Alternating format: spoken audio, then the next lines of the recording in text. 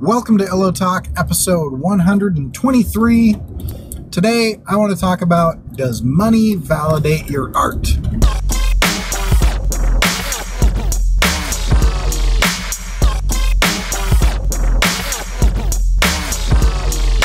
Two quick things before I jump into that topic. First thing is, I'm going to take you through what I've been doing on my picture book that I'm working on, my children's book. In my sketchbook, so you can kind of see the progress of that. So we're going to take a little detour there. The second thing is, I want to clarify that I'm talking about what is working for me. And actually, I find that there are a lot of people that are making art for money, that are doing incredible, awesome things. And I don't want what I said to come off as denigrating that. I think it's really cool and super ballsy when people can do that full time, and it's massively impressive. For me in my life right now, that's what I'm talking about. But other than that, enjoy. Here's my sketchbook. So I wanted to take you through just some of the things I've been doing lately. This is the results of what a lot of people call the scribble game. My wife or my daughter will draw a scribbly line, and then I'll turn it into something. So there's a weird bird and opera frog. There's like a floaty ghost whale spike monster. I don't know what he is. Anyway, here are some attempts at the woodcutter in my story, Shitakiri Suzumi. And so you can see that I'm working on different body types. I thought, I could like accentuate like the old, because he's an old man, make him kind of frail, but he's like an outdoorsy dude. And so I thought being like kind of bulky would be good, bigger hands and bigger arms. And then I thought, kind of the good and evil deal where you have rounder, softer lines versus straighter, sharper lines. And so I went with kind of like a jovial fat man. And I was kind of really accentuating the ripped nature. I didn't really like any of those, so I kept going. If I can turn the page and hold this camera at the same time. So I played a little bit more with kind of a combination of like a little pudgy and super skinny, kind of a scarecrow feel, playing with like different eye things. This looked a little too Jafar-ish, kind of sinister. These are garbage. Playing with the hat, and I kind of landed on this character, right? So I really like him. He's a shorter character. He needs a fishing pole as well. He's got kind of the kimono. He's got kind of the rope tied around the logs, which would be like show he's a woodcutter. He's got kind of an old school handmade kind of axe situation there. Did this with my new kuretake brush. It's a number 8, which is my favorite. And then I was playing with some body types and different things. Playing with some different faces, different things. And then I kind of landed on this idea, since this is the wife, I thought it would be good to have, since she's kind of the villain in the story, have it be a little bit more angular. And so her entire face is a hexagon.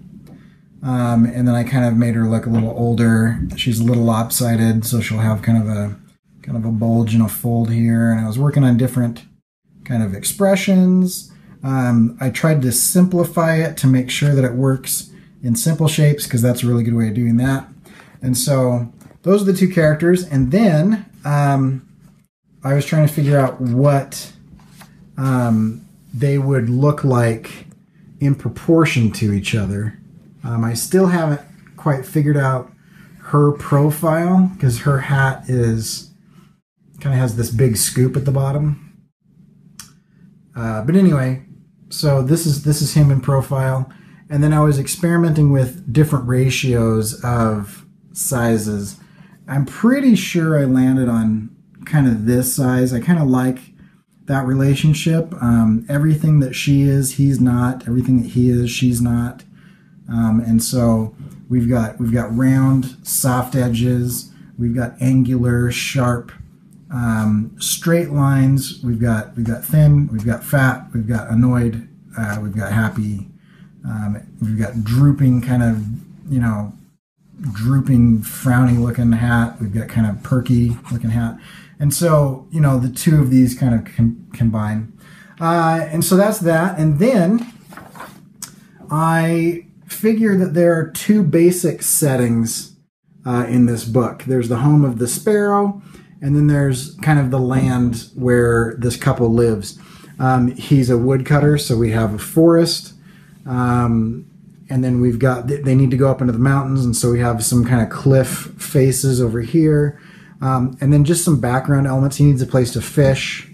Okay, and I figured that, you know, being next to, having their home next to the forest and next to like a lake would give him a plausible backstory on like being a fishing woodcutter. And then because he's a woodcutter, you can do a little bit more ornate things, and so I'm going to have kind of these oriental looking, I don't know what you call those. I need to figure out the names of those. Kind of those archways that they have over walkways. I figured out some detail work on the pathway, on the pattern that this is going to have. You know, lots of details like that. This is a specific type of bridge and reflection. There's going to be a waterfall here, and I was thinking elevation-wise, I want to be able to kind of come at this. The reason this will never actually show up in the book.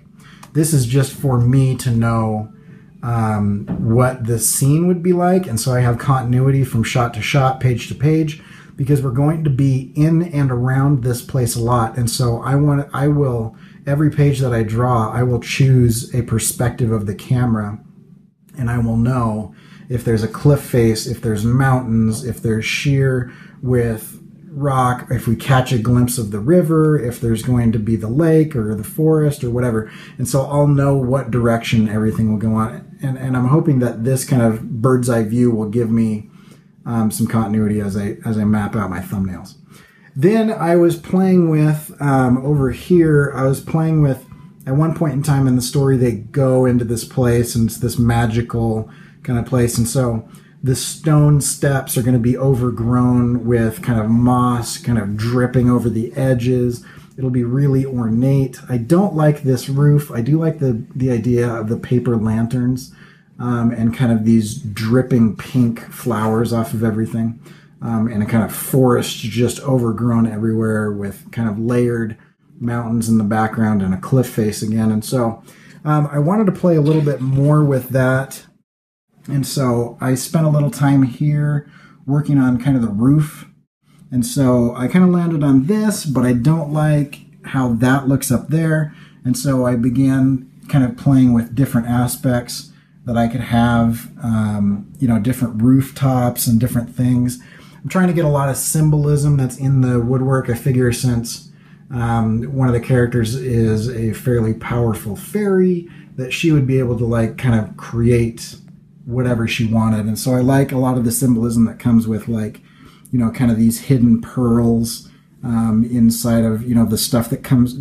I love the story of the pearl because the pearl shows up because of struggle. And so if an oyster gets a grain of sand, it struggles against that sand, and it creates a pearl around it to round it out. And so these pearls are actually because of a trial. And so I like the idea of that being kind of incorporated in here. And then because we're dealing with sparrows, I'm probably going to combine this and this one, parts of this one at least. I don't like this down here. I kind of like this down here. So I'll combine several of them. But I do like kind of where this ended up as kind of a more simple but ornate rooftop. And so that's that. And then I just wanted to kind of get comfortable with some landscape. And so this is kind of like as you would descend into the valley of the sparrow's home, high in the mountains, you would kind of reach and we zoom out so you can kind of see this. you'd kind of come in here like this. There'd be like kind of a saddle of land, and you'd kind of, you know, come up over a pass basically. And so you're still kind of in the middle of mountains, but it's this little grove over here. And what I was really doing here is I was really, if I can get this to focus, I was really like trying to solidify kind of a sumi brush style. One of the reasons I'm using a kuretake is because it's a Japanese brush and I'm telling a Japanese story, and I wanted to kind of make sure that I get this. And I cannot tell you enough how much I love the number 8 kuretake brush pen. It is amazing. I kind of got a little lazy down here. In any case, playing with contrast and some of those elements. Here's some of these. These are going to be pink, kind of dripping flowers, and then little crags that you have different trees and bushes and stuff kind of growing out of the crags, and then kind of just totally overgrown in the middle here. You're going to have kind of their little house with the kind of a path leading up to it. So I think, yeah. So that's where I am so far on the story that I'm telling. I'm just still doing some research and some background work, and those are the things that I've drawn so far. I have this kind of balance, and I'm trying to figure out kind of what I want out of my art. And I don't know. I do know that producing it and working really hard to improve gives me kind of the fulfillment and satisfaction that I want out of it. And so that's good, right? But then there's also this push of whether or not people will, you know, purchase the things that I'm making. And I'm in a position where I have a full-time job that I love, and so I don't need to make money off of my art, because my day job is great and I get to be kind of creative, but not so much so that it's like, you know, draining, not so little that it's like terrible. And so that allows me to kind of do whatever I want, and not worry about whether it is commercially viable or not. Now, with that, there's kind of this balance, and the balance is interesting because I think the answer to does money validate your art is absolutely yes, it does. And at the same time, and with equal value or equal merit, no, not at all. Absolutely not. And so the answer is yes and no. And it really depends on a number of factors. But I want to talk about why the answer is yes and no. So first, the answer yes, right?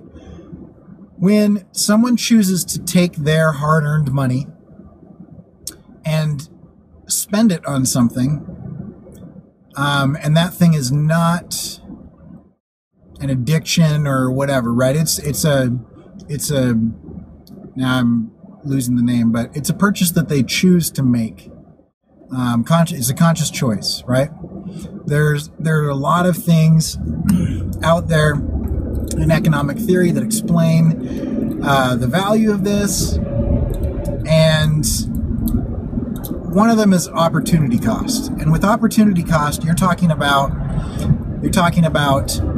the cost of something is the next most valuable thing that you didn't do or buy because of that thing, right? And so if I have $50 left and I can buy 3 things, A, B, and C, and I choose to buy A, and if A wasn't available, then I would have bought B, then the opportunity cost of A is B, right? Let me give you an example. The opportunity cost of mowing my lawn when I need to mow my lawn is watching TV. Meaning, if I wasn't mowing my lawn, I would be watching TV. But I find that my lawn needs to be mowed more than I need to watch TV. And that's what opportunity cost is, right?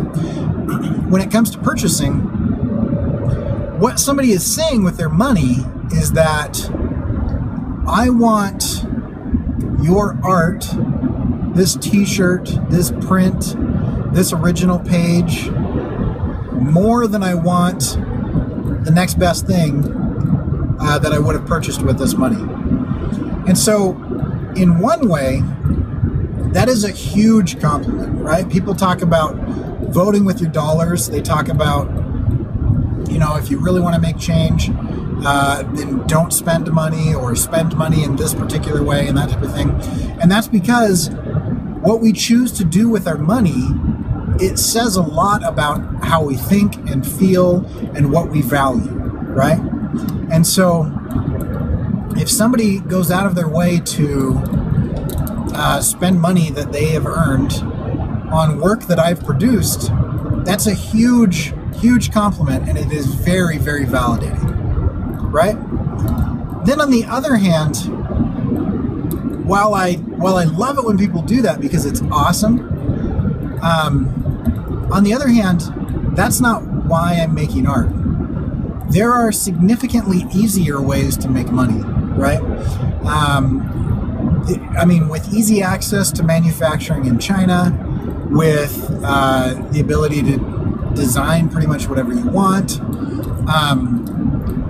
there are significantly easier and less time-consuming ways to turn a profit.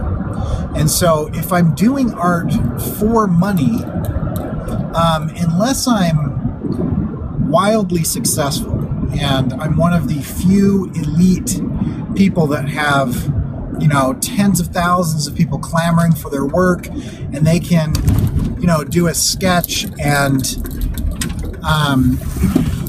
sell that sketch that they've done in 30 minutes for, hundreds or thousands of dollars. Unless I'm one of those people, there are more efficient ways to turn a profit. And so I personally don't look at doing art as a money-making venture.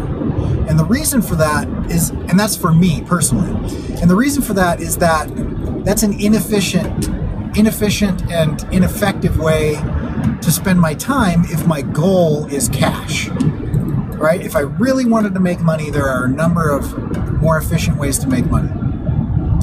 And so beyond that, why is it that I'm doing art? I have to think about, why is it that I'm drawing? Why is it that I'm illustrating? Why am I producing this children's book? Why am I working on this animated short? Why do I do these posters and these pages and these ink drawings? And the reason that I do that is I have something to say. And I enjoy the process of creation. I enjoy the challenge of improving. And there is something lacking in my life when I am not creating. Years ago, my wife went through kind of a postpartum depression thing, and it was really hard on her. It was very difficult, and it was for several years, and it was tough. And during that time, it was really rough on her daughter, and it was really rough on me. I don't know if it was rough on our daughter because she was months old. And so, it was hard, and she was taken care of and everything. And, but during that process, if you've ever had to go through something where you are trying to hold everything together, I lost myself, and not in a good way, not in the way that they say, lose yourself and go to work, or, that type of thing. Like, I lost my identity. I lost who I was as an individual, because I was merely working and then doing everything that I could to make sure that people in my house were happy and safe, and I realized that is not a great way to go. And so after my wife got counseling and everything started to turn around for her for the better, I realized that I needed to do something, and doing that thing was art. And as soon as I started that comic, I got this huge amount of validation, and I realized that I need to, as an individual, create. And I don't think this is true for everybody, but I do think that creation in and of itself is extremely valuable. Whether that creation be producing artwork, producing cartoons, or whether that creation be watercolor, or art therapy, or music, or whatever. In the books I've been reading lately, Brene Brown, who's a shame researcher, and she researches the effects of shame and fear and remorse and guilt, and how to use those in a positive way in your life, how to avoid the negative aspects of it. For example, guilt is extremely valuable, shame is extremely destructive. And so the difference between guilt and shame is guilt is I have done something bad, and shame is I am bad, right?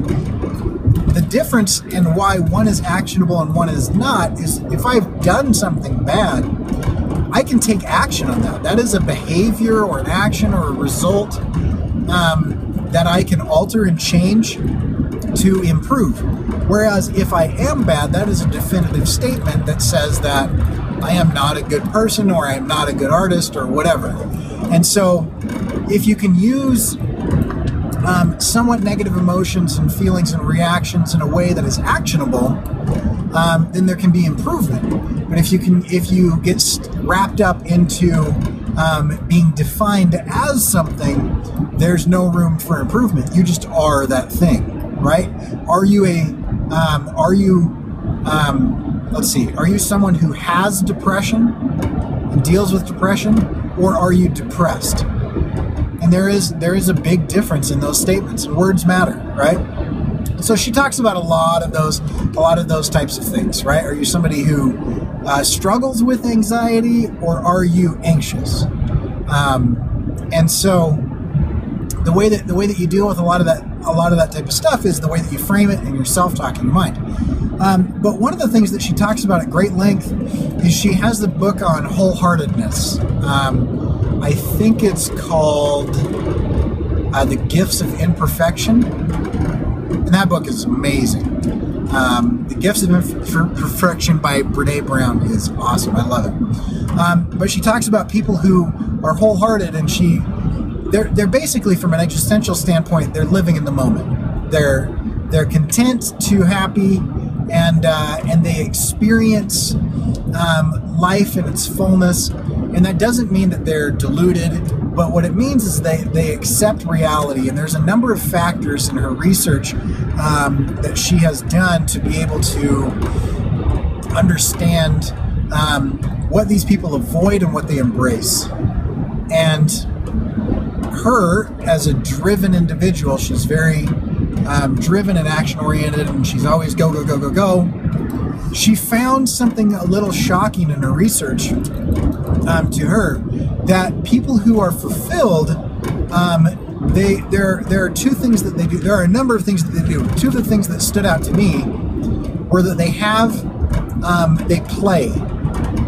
And one thing about playing is that you have to have kind of non-constructive time without a purpose and without judgment, right? And there's a lot of research that goes into this that I haven't read, but she has pointed to a ton of research, and I would like to read these books as well. But the idea is that when you are playing, it gives your mind the ability to decompress, and that you're not always, go, go, go, go, go. For example, if I were to take an engine, right, in this car, and if I were to have it run in the RPM that's red, if I'm redlining it all the time, at whatever RPM that is, up a hill with the air conditioner on and, taxing it as much as I possibly can, that engine is going to bust and wear out and break significantly faster than one that is, driven at a normal speed, is taken care of. The oil is changed frequently. It's not being run 24 hours a day, that type of thing, right? The reason that boats are so much more expensive than cars is that boats have a lot more resistance against their engine. Water is significantly more resistant heavy against the surface area than road, right? Road, the wheel, you're not scraping against the road, you're rolling it, and so there's a lot less friction, right? And it's the same thing as like a bow and arrow, okay? If you were to take a bow, and if it was constantly strung really super tight, it would lose its spring, right? I'm talking about a traditional, like handmade wooden bow. I'm not talking about like compound with, you know, modern things like carbon fiber and stuff like that, right? And so you take a wooden bow, and if it's constantly strung, it's going to lose its spring. And so the idea is that if you never, and I'm throwing metaphors out there all over the place right now, but here's another one from the 7 Highly Effective Habits, Stephen Covey. He says, if you never stop to sharpen your saw, you know, then it'll become dull and you will produce less and less and less. It's law of diminishing returns, kind of, basically, right? And so what playing does is playing allows you some time to refresh and rejuvenate and relax. It's kind of like if you go without sleep for too long, you become ineffective and your brain starts to fry and stuff like that. It's the same thing if you never play, if you're always working, if you're always pushing. And I found this when I was getting my master's. I was producing art all the time and writing papers and working and whatever, and there was no time in my day for me to relax. It was just push, push, push, push, push for 14 months straight without any breaks or whatever. So I was sleep deprived and I was overworked, burning the candle at both ends and in the middle. And anyway, it was crazy, right? And it got to a point where I wasn't producing art effectively. I wasn't creating effectively. I had become burnt out. And so play is one. The other one is creation. The other one is creativity. It's art. And all of the people that she interviewed, that she defined as being wholehearted or as somebody who lives life to the fullest and is very present and doesn't focus on the past or fixate on the future. They're very present in the moment and they're very wholehearted. One of the things that they all did was they had some form of creativity, whether that was knitting, or whether that was making quilts, or whether that was painting or drawing or creating music or whatever. And it wasn't that they were doing this for money. They were doing this as a way to express themselves. And so commercializing things often sullies it. It often makes it it dirties it a little bit. And I'm not one of those people who thinks that capitalism is evil and thinks that making money off of something is wrong. I'm not one of those people at all. But I have noticed in my own hobbies, right? Because I've been doing this thing where I spend a significant amount of time, a significant amount of my free time doing something I'm not required to do. I need to name that somehow, but I've been doing that for a number of years now. 14 years now, is that right? Yeah, 14 to 15 years now I've been doing this, and I've gone through a number of different things, right? I've gone through video production, and I've gone through photography, and I've gone through a lot of things.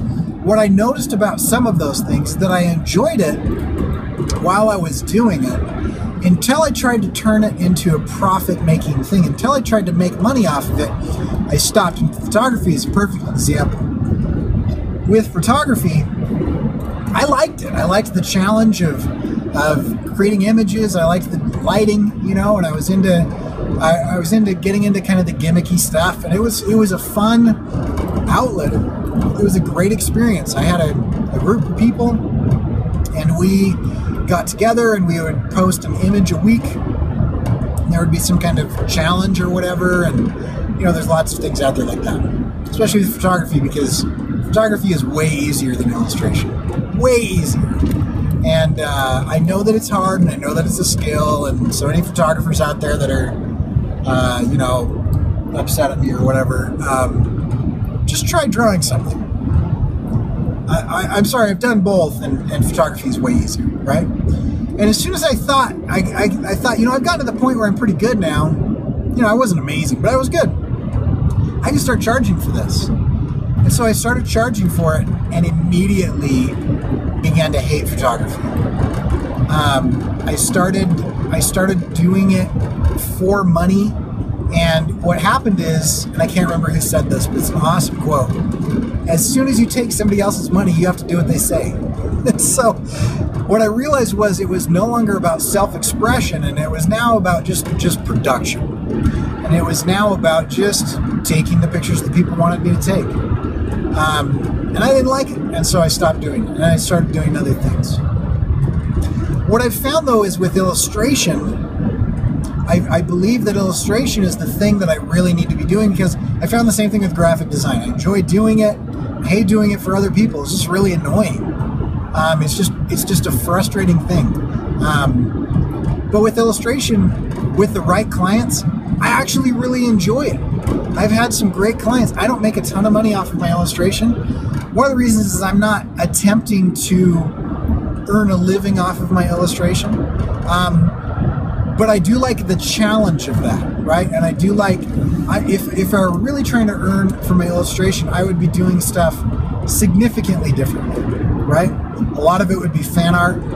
I'd be doing, you know, I'd be kind of chasing trends, and I'd be drawing what people wanted me to draw. Instead, I'm drawing what I want to draw. And if people like that, then they actually like who I am and what it is that I'm producing. And I do some fan art. I do have some fan art, and because I'm a fan of certain things. But I don't go, oh, okay, this character's super popular right now, so I'm going to do a bunch of those characters. Or, you know, this character is like really trending right now, so I'm going to do a bunch of things of that character or whatever. Really what it is I experience something that I really like, and the way that I show that I like something is I produce work to that thing, right? And so, but most of the stuff that I do is original work, you know, and is my IPs and stuff like that.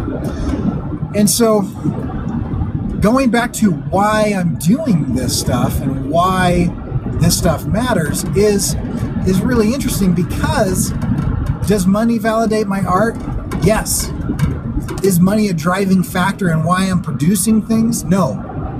And so, and I'm not saying good or bad one way or the other, but like, there are people out there that love to produce for production's sake, and they make whatever they get paid to do. And that's what they get their fulfillment out of, and they really enjoy that. And there's nothing wrong with that if that works for you, right? And the other thing is, there are other people that are purists, and taking money for their art is offensive, and they don't want to do that at all, and they never want any clients, and they're producing art, you know, solely to be in the process of creation, and that's fine too. I think most of us probably fall somewhere in the middle. We probably fall somewhere that is, you know, that is a combination of those two, or somewhere on that scale where you lean a little bit more towards money, or a little bit more towards, I don't know what to call that, fine art, I guess. Though I think the fine art world, you know, is still creating art for money. You're just pretending like you're not. That's a blanket statement. But anyway, the people in the fine art world that are the art critics, the people that are in the fine art world that are doing the weird out there stuff specifically because if they seem extreme, then they'll kind of tap into a specific market, and they're faking it. Those guys, I'm not talking about those guys, right? Those guys are lame. But what I'm talking about is the people who, they just really enjoy it for production's sake, right? They enjoy the creation for creation's sake, and they don't want to make money off of it. Maybe because they don't have to, or maybe because they want to do what they want, right? So everybody falls in between those two things. And so, in any case, I think it's kind of important to analyze your needs and desires, because the way that social media and the internet and society is set up today there are a lot of metrics to measure things, and they matter, but I don't think they accurately assess the value of something, right?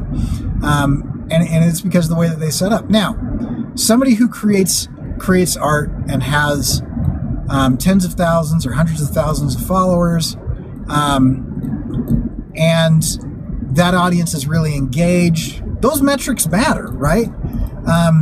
Not because the number of followers that they have matter, but because those each represent people that are choosing to interact and spend money and are choosing to follow that person, right? Now, on the other hand, it's kind of a self-perpetuating thing. So once you get some momentum behind a followership, you know, people assume there's value there because of the numbers, okay? And that assumption, you know, can drive more traffic, right? And so you can get more followers because you have a lot of followers, okay? You get more likes because it already has a lot of likes, because the social media platforms have algorithms that want to promote the most popular things. And so if something is really taking off, then they're going to push it even more so that it takes off even further, because it just helps their platform, right? And so in all of that, it's to say that the metrics matter, but I don't think that you should be putting 100% of the value of your work, and especially of how you value yourself, in the metrics. I think the metrics matter. You know, they are legit and they represent people, but they're not the whole of everything. And so, for example, if I look at the value of my work, and I say that I am the value of my work as an individual, my worth is solely tied up in the value of my work. And then 100% of the value of my work I view as its response on social media, or the number of people that buy that shirt, or the number of people that buy that pin, or the number of people that buy that sticker or whatever. And 100% of the value of my work is judged on metrics that can be measured. And then I place 100% of my self-worth in the value of my work. What I am actually doing is I am taking my satisfaction of myself and I am removing it from my own control and putting it into the hands of algorithms, computers, companies, social media networks, and the general public. And the fact of the matter is, I'm not terribly interested in the general public deciding whether or not I am enough and whether or not I am valuable, or whatnot. I don't want, because the general public's, and I'm talking about everyone collectively, their taste sucks. It's terrible. Their taste is awful. And what I'm talking about is like Jerry Springer and Honey Boo Boo and reality TV and The Bachelor and The Bachelorette and whatever. These things are extremely popular, right? And that's fine. I don't have a problem with that, but I don't want to be validated based on the same metric that made Honey Boo Boo a sensation, or whoever is, you know, meet me outside, how about that? Or cash me outside, how about that? Whatever popular thing is going on right now. Usually it's fairly lowbrow and kitsch and whatever, and that is fine. I'm okay with that. But I don't want to place my personal value in the hands of the public. Now, I do value my audience's opinion. I do value those people that choose to follow me and choose to engage with my art. The reason is because I have made an effort, a significant effort, to be authentic and real with what I produce. And so when I am authentic and real with the art that I'm creating, what I'm doing is I am building an audience of people who engage with me authentically and who I am, rather than something that I'm trying to be, something that I'm attempting, or something that I'm pretending to, feigning the existence of this persona or whatever. When I am really authentic and vulnerable and people engage with my work on that level, that is very, very validating. And if that comes in the form of money, if that comes in the form of comments, if it comes in the form of likes, if it comes in the form of measurable metrics, that is great. If it also just comes in the form, and I get this a lot, people just walking up to me that never engage with me and never, I never see them online doing anything, but they just say, hey, I really like that thing that you made the other day. Along those lines, that's huge. And the reason that for me is very, very validating is because the work that I am trying to produce represents me. It's as authentic as I can be at the time. It's as legit as I can be at the time. And so, yes, sometimes money comes into play, and I offer those things, and I think I'm infinitely grateful for the money that people spend on my store, which is kuretake.com. And you can click on the buy tab, and there's all kinds of stuff there. But also, I'm just as appreciative of those that choose to take their time watching these videos, or looking at the work that I'm producing, or having a conversation with me on Twitter, or commenting on a video because I've said something that they agree with or disagree with, or something that spurred another thought that they wanted to think of. I'm just as validated from engagement with individuals, who come up to me in the real world, or come up to me, online and engage with me. That is as validating. In addition to those two things, which are both outside of my control, both of those things are beyond my ability to control. I am also validated by improvement. And it's kind of like